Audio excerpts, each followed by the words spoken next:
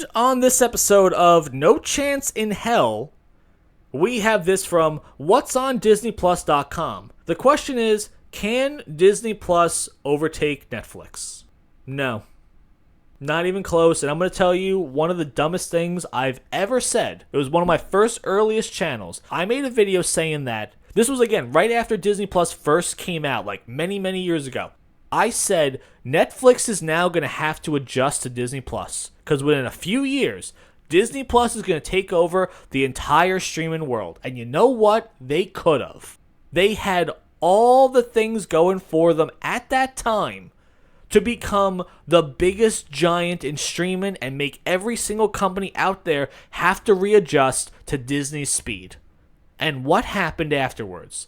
Disney Plus went out of their way to destroy their own products, to destroy their own company. They decided, okay, we're going to make big budget movies and shows and put them straight on streaming. We're going to make Turning Red, we're going to make Soul, we're going to make Luca, we're going to make Lady and the Tramp. We're going to make all these other straight to Disney Plus products, and we're going to put it out there with zero theater releases at all, so we're guaranteed to make $0 with it. We're going to make a ton of Marvel shows that are absolutely terrible, and we're going to spend hundreds of millions of dollars on them. And they're going to do nothing in terms of movies going forward. You think we're ever going to see Moon Knight again? You think we're going to get a Moon Knight Season 2 or a Moon Knight movie? There's no chance. You ain't rolling the dice on Moon Knight now when you got nothing. You got nothing to speak of.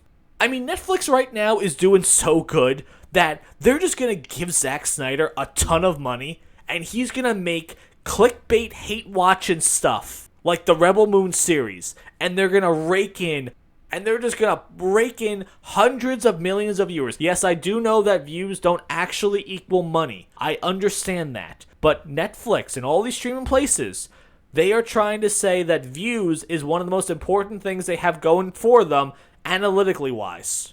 So, you're getting millions and millions and millions of views. That is good. That's what they want, because they're trying to turn that over into subscriptions and people watching and get product placements and all these things. But with Disney Plus, you're losing all these subscribers and your shows are not getting any views. So they're just losing on every front.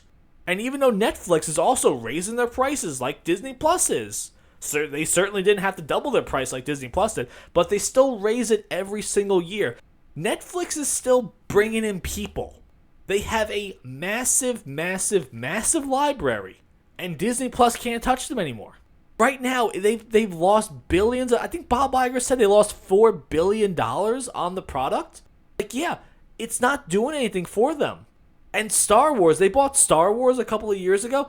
They haven't made their money back on that yet.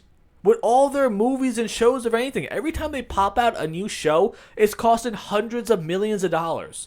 So like, yeah, sure, make Ahsoka 2. No one's going to watch it. And people are leaving your station. Netflix is, yeah, it's expensive, but look what you get. You get everything. And there is no way in hell you could ever overtake Netflix.